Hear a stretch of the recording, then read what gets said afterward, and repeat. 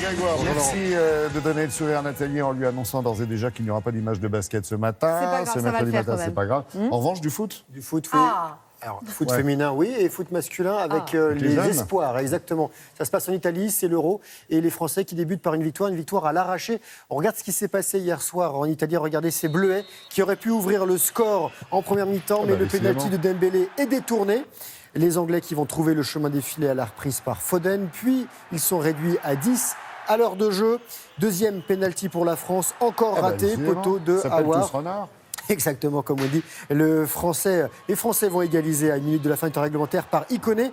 Et on se dirige vers un match nul, mais dans le temps additionnel, le milieu de terrain anglais, Wan Bissaka, va marquer contre son camp. Victoire miraculeuse des jeunes bleus 2-1. Vendredi, ils affronteront la Croatie. Mondial féminin, hier soir à Valenciennes, la Brésilienne Marta s'est emparée du record des buts en Coupe du Monde homme-femme, confondu 17. Un pénalty face à l'Italie, le seul but de la rencontre.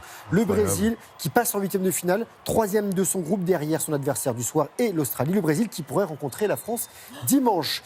Du rugby avec Jacques Brunel, le sélectionneur des Bleus qui a dévoilé sa liste des 37 joueurs qui vont préparer le mondial à Tokyo, qui débutera en septembre. Jeunes, hein. Des grands absents aussi, Morgan Parra, Uni Antonio, Teddy Mathieu Thomas, Bastaro. Virimi Wakatawa et Mathieu Bastaro, qui, rappelons-le, a été vice-capitaine des Bleus lors du dernier tournoi. Apparemment, il y a de la concurrence à son poste. Ouais, beaucoup de jeunes.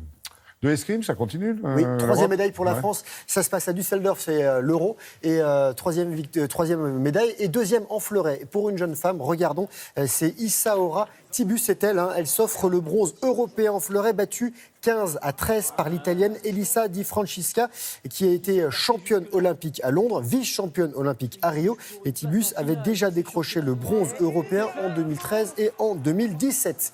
De la natation, à un mois des mondiaux en Corée du Sud, Mehdi Metella impressionne sur 100 mètres papillon, meilleur performeur mondial de l'année.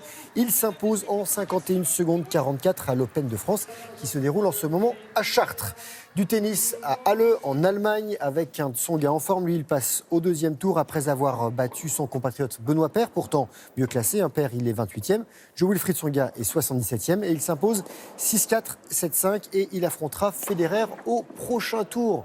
Ça fait plaisir de le voir en forme comme ça. Exactement, et ça passe également pour Richard Gasquet. Et Richard, lui, il fêtait hier son 33e anniversaire. Et il s'est offert une victoire, 6-3, 6-4, face à l'Allemand Gojovcik. Et pour les dames, on est du côté de Majorque. Alors, on en a parlé lundi matin, Caroline Garcia qui a remporté le tournoi de Nottingham ce week-end. Et elle enchaîne avec une victoire contre Azarenka, la Bélarusse, ex-numéro 1. Le score 1-6, 6-4, 7-5. Et ça passe aussi pour Alizé Cornet. Il y a du vélo. Oui, du vélo, on est à 3 semaines à peine, du Tour de France. Et Geraint Thomas s'est fait très peur hier, le vainqueur de la On a eu dernière peur pour édition. lui, hein. Voilà, ça se passe sur le Tour de Suisse. Regardez, il est au sol. Il s'est blessé, lourde chute sur la 4e étape du Tour de Suisse. Il a été transporté à l'hôpital et les examens ont révélé que c'était quand même rassurant. Quelques blessures et quelques brûlures à l'épaule et des coupures à l'arcade sourcilière. Mais son équipe a indiqué que le Gallois de 33 ans devrait bien prendre le départ de la Grande Boucle à Bruxelles le 6 juillet. Côté résultat, le champion d'Italie, Viviani, remporte cette étape.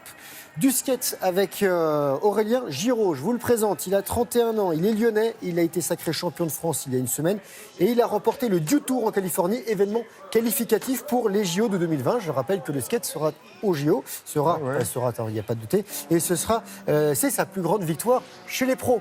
Et pour terminer, Red Bull Air Race, championnat international de course aérienne à Kazan en Russie, belle performance des Français. François Levaux a terminé à la 4e place, Nicolas Ivanov, avec qui j'avais eu la chance de tester, est lui 4e du classement général de la saison après 2 étapes. Et Yoshide Muroya, puis c'est lui, il a gagné et il est premier du général. Ouais, ça tombe bien ces images. Merci Grégoire.